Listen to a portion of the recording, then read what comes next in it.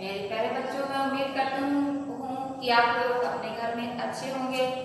आज मैं आप लोगों को क्लास 5th में हिंदी व्याकरण विषय के अंतर्गत पाठ 3 शब्द तथा वाक्य विचार के अंतर्गत मैं आप लोगों को वाक्य के प्रकार बताने जा रही हूँ। वाक्य के प्रकार, जैसा कि मैंने आप लोगों को बता दिया है कि एक या एक से अधिक शब्दों के मेल को वाक्य कहते हैं, जिससे भाव या विचार पूरी तरह से प्रकट हो जाए।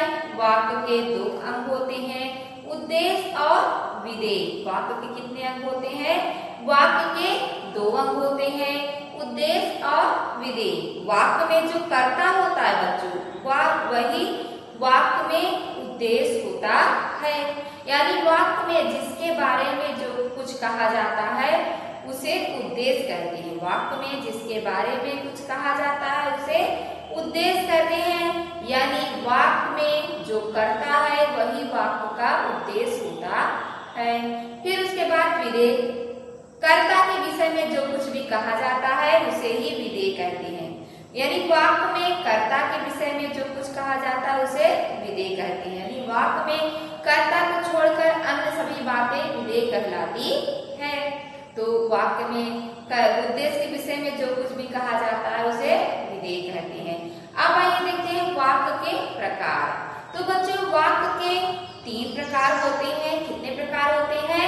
3 प्रकार होते हैं। वाक्य के 3 प्रकार होते हैं। कितने प्रकार होते हैं बच्चों? वाक्य के 3 प्रकार होते हैं। आइए देखते हैं प्रकार कौन कौन से हैं। पहला सरल वाक्य, दूसरा संयुक्त वाक्य और तीसरा है मिश्र वाक्य। पहला है सरल वाक्य, दूसरा है संयुक्त वाक्य, तीसरा है मिश्र वाक्य। जैसा बच्चों के नाम से ही स्पष्ट हो रहा है, क्लियर हो रहा है ना। सरल, सरल का अर्थ होता है आसान। जिस वाक्य में एक ही कर्ता एक ही क्रिया होती है उसे सरल वाक्य कहते हैं। यानी जिस वाक्य में कोई बात साधारण तौर पर सरल तरीके से कही जाए उसे सरल वाक्य कहते हैं। जैसे मैं पुस्तक पढ़ती हूँ, मैं खाना खाती हूँ, या राधा नाचती है, मोहन गीत गाता है। यानी जिस वाक्य में कोई भी बात साधारण तरीके से कही जाए उसे सरल वाक्य कहते हैं। यानी जिस वाक्य में एक कर्ता एक क्रिया हो वह सरल वाक्य कहलाता है।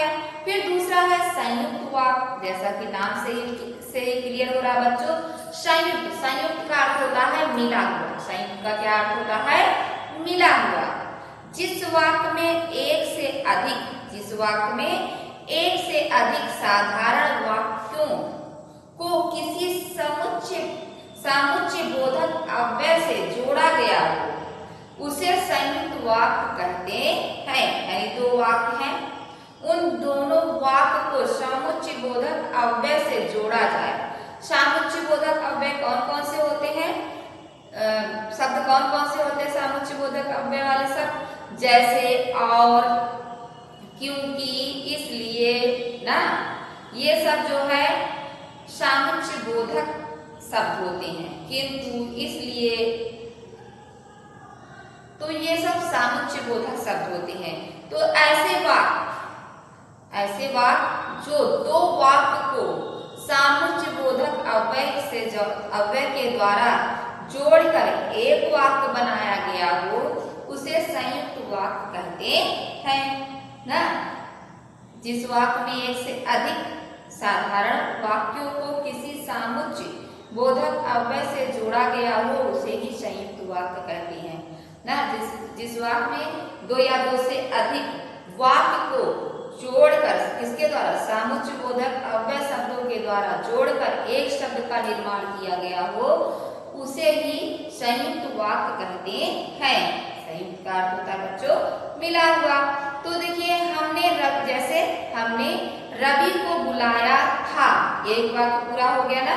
हमने रवि को बुलाया था, वह नहीं आया। दूसरा वाक्य है, हमने रवि को बुलाया था, वह नहीं आया। 2 वाक्य ना, 2 वाक्य। तो इसे हम समुच्चय बोधक अव्यय के द्वारा बोधक अव्यय यानी किंतु, जो किंतु सामुच्य बोधक अव्यय शब्द है उससे जोड़ देंगे। हमने रवि को बुलाया था किंतु वह नहीं आया, तो दो वाक्य मिलकर एक वाक्य बन गए ना, किसके जोड़ने से? सामुच्य बोधक अव्यय जोड़ने से। तो आइए देखते हैं मिश्र वाक्य। मिश्र वाक्य जिस वाक्य में एक प्रधान उपवाक्य और शेष उसके आश्रित उपवाक्य होते हैं उसे मिश्र वाक्य कहते हैं। क्या कहते हैं बच्चों? जिस वाक्य में एक प्रधान उपवाक्य और शेष उसके आश्रित उपवाक्य होते हैं उन्हें मिश्र वाक्य कहते हैं। जैसे मैं जानता हूं कि तुम चोर नहीं हो, तो मैं जानता हूं यह प्रधान उपवाक्य है, आश्रित उपवाक्य है कि तुम चोर नहीं हो। तो ये बच्चों आपका है सरल वाक्य, संयुक्त वाक्य और मिश्र वाक्य। तो आज मैं आप लोगों को इसी के अंतर्गत प्रश्नोत्तर लिखवाऊंगी। आइए बच्चों ब्लैक बोर्ड देखते हैं। ब्लैक बोर्ड में आपका जो है पहला प्रश्न है, ये आपका बच्चों क्लास वर्क है। इसे आप लोग कॉपी में साफ और सुंदर अक्षरों में लिखेंगे, याद करेंगे और समझेंगे भी। ध्यान से सुनिएगा बच्चों। पहला प्रश्न है वाक्य कितने प्रकार के होते हैं, उनके नाम लिखो। उत्तर है वाक्य के प्रकार, सबसे पहले हेडिंग डालेगा, फिर लिखिएगा वाक्य 3 प्रकार के होते हैं। पहला सरल वाक्य, दूसरा संयुक्त वाक्य, तीसरा मिश्र वाक्य। फिर है प्रश्न दूसरा, सरल, संयुक्त तथा मिश्र वाक्य किसे कहते हैं, लिखो। उत्तर है पहला हेडिंग डालेगा सरल वाक्य। सरल वाक्य के अंतर्गत लिखिएगा जिस वाक्य में एक ही कर्ता एवं एक ही क्रिया होती है उसे सरल वाक्य कहते हैं। जैसे वह आगरा में रहता है, अशोक के पिताजी के पास एक कार है, आदि। आदि का अर्थ होता है बच्चों और भी। फिर हेडिंग डालिएगा, नंबरिंग करिएगा दूसरा और हेडिंग डालिएगा संयुक्त वाक्य। उसके अंतर्गत लिखिएगा जिस वाक्य में एक से अधिक साधारण वाक्यों को किसी सामुच्य बोधक अव्यय जोड़ा अव्यय, सॉरी बच्चों यहाँ मैंने द्वारा नहीं लिखा है, अव्यय से, यहाँ आप लोग से लिख लीजिएगा, अव्यय से, सामुच्य बोधक अव्यय से, फिर आप यहाँ लिखिएगा जोड़ा गया हो, सामुच्य बोधक अव्यय से जोड़ा ना, जोड़ा गया हो, उसे संयुक्त वाक्य कहते हैं। जैसे हमने रवि को बुलाया था किंतु वह नहीं आया, आदि। फिर नंबरिंग करिएगा तीसरा, हेडिंग डालिएगा मिश्र वाक्य। जिस, इसके अंतर्गत लिखिएगा जिस वाक्य में एक प्रधान उपवाक्य और शेष उसके आश्रित उपवाक्य हो उसे मिश्र वाक्य कहते हैं। जैसे मैं जानता हूं कि तुम चोर नहीं हो, आदि। तो बच्चों ये है आपका class work, neat and clean आप लोग कॉपी में लिखिएगा और समझिएगा, याद भी करिएगा। आइए आपका ग्रे कार्ड देखते हैं बच्चों। ग्रे कार्ड में है आपका पेज नंबर 15 का प्रश्न दूसरा तथा तीसरा कॉपी में करिए। आइए बच्चों बुक में देखते हैं पेज नंबर 15 है क्या, 15 के अंतर्गत प्रश्न है क्या। तो देखिए बच्चों पेज नंबर 15 ओपन किया आप लोगों ने, पेज नंबर 15 ओपन किया। अब देखिए इसमें प्रश्न दूसरा है, निम्नलिखित को क्या कहते हैं। क्या कहते हैं, प्रश्न क्या है, निम्नलिखित को क्या कहते हैं। निम्नलिखित का अर्थ होता है नीचे लिखा हुआ। तो क्या है, संस्कृत के वे शब्द जो अपने मूल रूप में हिंदी भाषा में अपना लिए गए हैं क्या कहलाते हैं, तत्सम शब्द। क्या कहलाते हैं, तत्सम शब्द। यहाँ तत्सम शब्द लिखिएगा। फिर है खा, संस्कृत के जिन शब्दों का रूप हिंदी भाषा में बदल गया है कौन शब्द कहलाता है, तद्भव शब्द। यहाँ भरिएगा तद्भव शब्द। तत्सम शब्द उसे कहते हैं जो संस्कृत भाषा के शब्द हिंदी भाषा में ज्यों के त्यों अपना लिए गए हैं उन्हें तत्सम शब्द कहते हैं। और तद्भव शब्द जिन संस्कृत भाषा के वे शब्द जिनका रूप हिंदी भाषा में आकर बदल गया है उन्हें तद्भव शब्द कहते हैं। तो यहाँ भरिएगा तत्सम, यहाँ तद्भव। फिर गा है विदेशी भाषाओं से ग्रहण किए गए शब्द विदेशज शब्द कहलाते, विदेशज यहाँ लिखिएगा। फिर घ स्थानीय बोलियों से हिंदी भाषा में ग्रहण किए गए शब्द, देशज शब्द ना। फिर प्रश्न तीसरा, निम्नलिखित प्रश्नों के सही विकल्प पर सही का चिन्ह लगाओ। कहा है खिचड़ी शब्द किस प्रकार के शब्द का उदाहरण है? तत्सम, तद्भव, देशज या विदेशज। तो खिचड़ी हमारे देश की भाषा है, इसलिए देशज पर आप लोग निशान लगाएंगे। फिर खा है अग्नि शब्द किस प्रकार का शब्द है? तद्भव, देशज, तत्सम, विदेशज। तो यह जो है संस्कृत भाषा का शब्द है, अग्नि संस्कृत भाषा का शब्द है, इसलिए आप लोग तत्सम पर निशान लगाएंगे। पेज टर्न करिए। गा है वाक्य के अंग होते हैं 2, 3, 4, 5। 2 होते हैं ना, वाक्य के अंग कितने होते हैं? 2 होते हैं, 2 पर निशान लगेगा। फिर का, फिर घा है वह आगरा में रहता है, वाक्यों के किस रूप का उदाहरण है?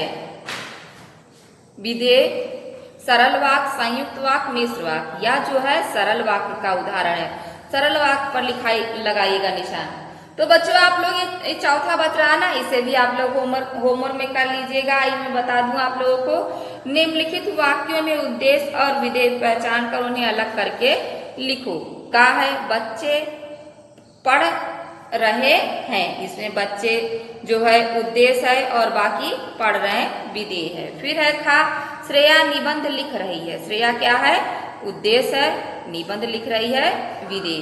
फिर गा है मजदूर पेड़ काट रहा है, मजदूर करता है ना, तो करता ही वाक्य में उद्देश्य होता है, तो मजदूर उद्देश्य है और पेड़ काट रहा है विधेय। फिर गा है चिड़िया उड़ रही है, चिड़िया क्या है? उद्देश्य है, उड़ रही है विधेय। फिर अंगा है गोलू ने कुत्ते को डंडे से मारकर भगा दिया। गोलू करता है ना, वाक्य का कर्ता कौन है? गोलू। तो गोलू करता है, तो कर्ता होने के कारण गोलू क्या है? उद्देश्य है, यहाँ गोलू उद्देश्य में लिखिएगा। और कुत्ते को डंडे से मारकर भगा दिया विधेय में लिखिएगा। तो बच्चों समझ में आ गया। आइए मैं आप लोगों को गृह कार्य में एक प्रश्न और पढ़ा देती हूँ, पेज नंबर 16 का चौथा भी।